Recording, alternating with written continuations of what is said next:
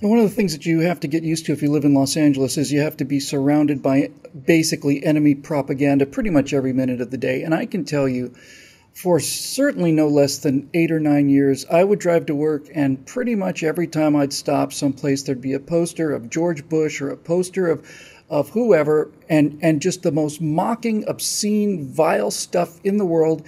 And you just soak it up. It's part of life in the People's Republic of California. And then one day I stopped and I saw a poster, and I had to stop the car and pull over almost because it was on our side. It was a poster for the good guys, and it was a great poster. You know, I've been talking about messaging and images and iconography basically since I've been doing these videos, and I pay a lot of attention to that. So I'm here to tell you that we suffer from an appalling lack of talent in terms of just basic graphic design and making things interesting. So this is a very high honor for me, and a great pleasure to be able to introduce to you the man who made not only that poster, but has been doing basically commando work for the conservative side. As far as I know, he's the only person in the field doing anything like that, and that is our friend Sabo. Sabo, it's so good to have you with us. Thank you very much for joining us here this evening. Thanks for having me. Finally. Finally, yeah, finally. There's so much to talk about. Why don't we start with some of the first ones I saw of you? Here's the Hillary and the flying monkeys thing. And what on earth made you go so strongly against the herd? Because it's tough being an actor or a writer as a conservative, but I imagine being an artist, it's virtually insurmountable. Well, I mean, I've always been against that herd. I've always been a Republican since, as far as I can remember. Somewhere down the line, I always wanted to study business, but like every business major, I was like, well, business in what? And then one day I was like, I was in a tank in the Marine Corps, and the driver wanted to go to the art center in Pasadena, and he put in my ear, Pasadena art. And I kind of got good at that after a while.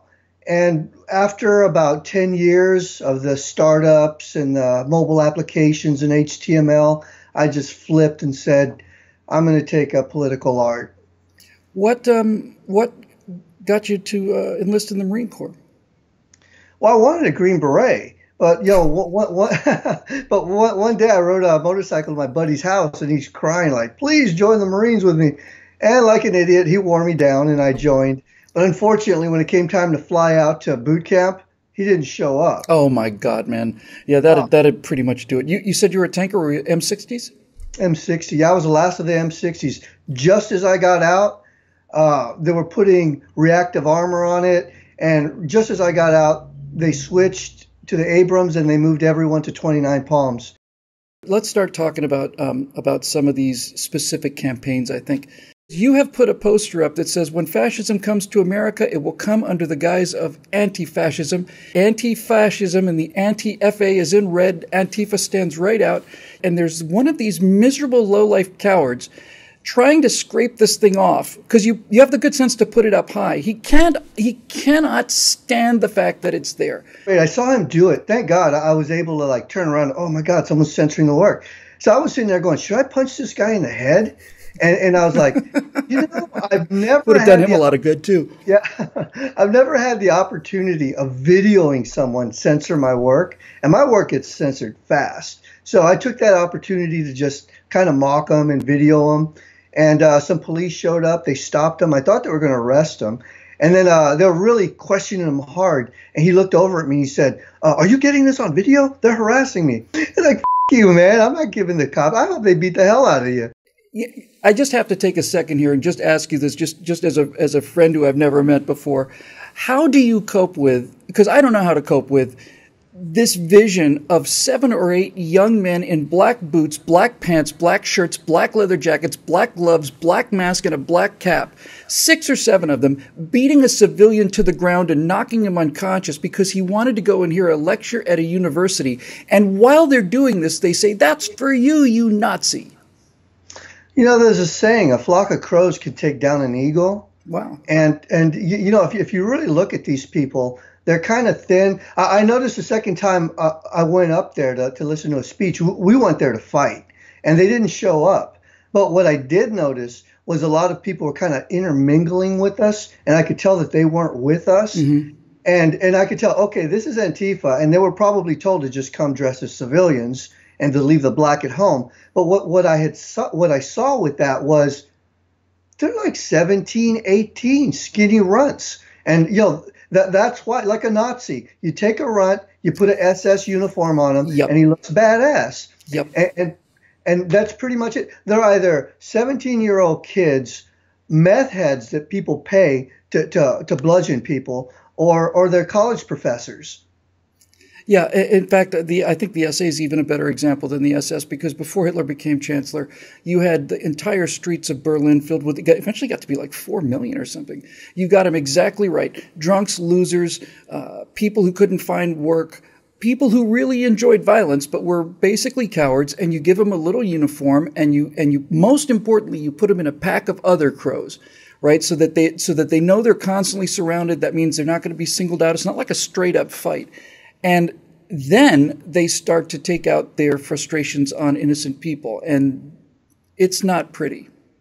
No, it's not. But fortunately, the last 2 times we were there, we had our own thugs with us. We had our ball bats, we had our sticks.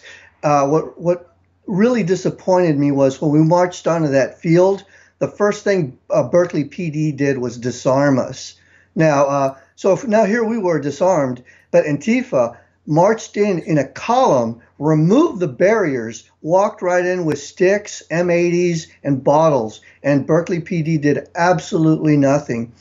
And I've never had a warmer heart for the Second Amendment than I had then, because I knew that our authorities, much like during the LA riots, once their backs get pressed to the wall, they tuck tail and run.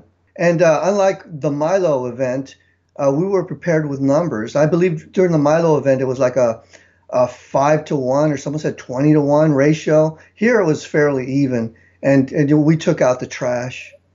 Conservatives are law and order people, and they always have been law and order people. How do you explain to regular American people who don't see this every day? I see it. I live out here. You see it. How do you tell somebody who lives in the heartland that the situation has deteriorated to the point where you now have to go out there and get in fistfights on the street to keep this idea of free speech alive? Well, I've touched on a little history, or at least I've been researching, and trust me, it can get a lot worse. Oh, I know it will. Especially if they win.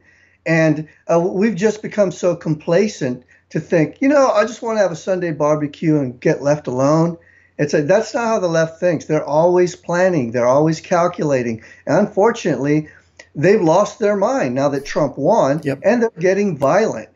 It's just average American-loving people have to realize, this may get crazy in the next couple of years, and they're just going to have to step up. I'm like, at what point do you say enough? All you're doing is emboldening them by not acting. Yes. And what happened during that Battle of Berkeley once they were pummeled? They didn't show up the next time. Yeah, funny how that works, isn't it? Isn't it?